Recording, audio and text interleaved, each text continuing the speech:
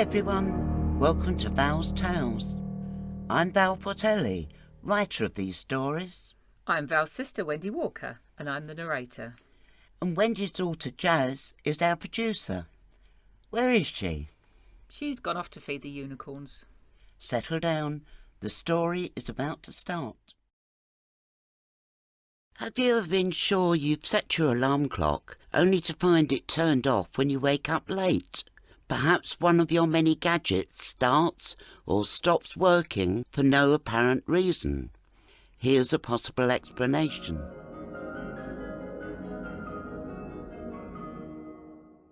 Ectoplasmic Rage. It used to be so easy being a ghost. We could just drift around without any interference, and the ether had plenty of space for all of us. There were a few radio signals, but they were nothing to worry about. We could glide over them without a problem. It became a bit busier when television started up, but it stopped us getting bored when we had to negotiate the waves. In fact, it was quite fun jumping over them. Now it's become a constant hassle. You can't drift an inch without bumping into something, and the traffic is horrendous. Everything invades our cosmos. Take a simple example, an alarm clock. You know the type, a bell on top of a brass base, either run on batteries or you turned a screw on the back to wind it up.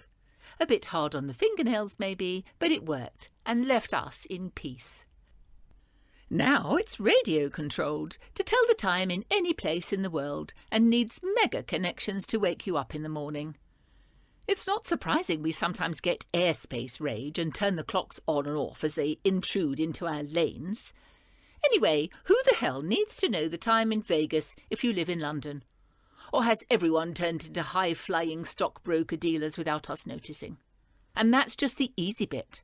Sat-nav, Wi-Fi, Skype, cloud, FaceTime, Twitter, Facebook, WhatsApp, computers. Everything is jostling through the ether. A phone used to be a thing connected to wires leading to a junction box at the bottom of the road, but is that good enough? Oh no, not now. Smartphones take up more room while people take photos of themselves to put on social media in case anyone forgets what they look like. What's wrong with popping around to your friend's house or meeting in the pub? Oh, I forgot. You've never actually met your so-called friends, have you?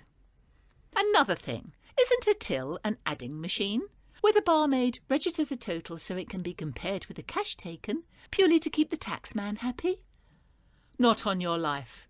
It's now all buttons and scans. Even McDonald's doesn't have people taking your order. Before you can eat your chips, you have to set up an account, log in, select your password and press the appropriate button, which transmits another signal to some other wave-hogging machine which uses more airspace to select the appropriate temperature to comply with 5,000,001 regulations so they don't get sued. Obviously, all this technology involves thousands of nerds sitting at computers taking up more of our cosmos to make improvements, which they then transmit to other geeks, taking up more airwaves to ensure they work, which they usually don't. What's wrong with chucking some potatoes in hot oil and dishing them up in a paper bag? As long as they've added salt and vinegar, of course. Want coffee with that? Black or white? With or without sugar? Simple. Not quite. More skinny, mocha, doodah, whatsits with the beans grown on the left or right side of the slope all involve more traffic in our rapidly reducing airspace.